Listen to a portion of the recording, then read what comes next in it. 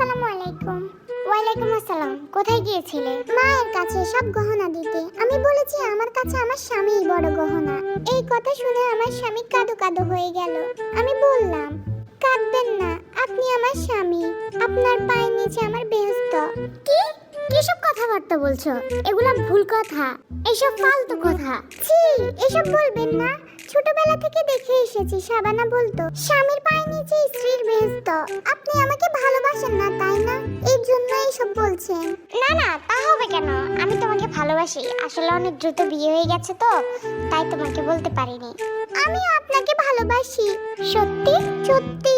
উনি সত্যি বলে যে আমাকে বুকে টেনে নিল, সেই আমি ওনাকে ধাক্কা দিয়ে ফোনে শাবানার গান বাজিয়ে নাচা শুরু করলাম। আমি সিনেমায় দেখেছি স্বামীকে ভালোবাসি বলার পর শাবানা তার স্বামীকে নিয়ে খুব নাচে।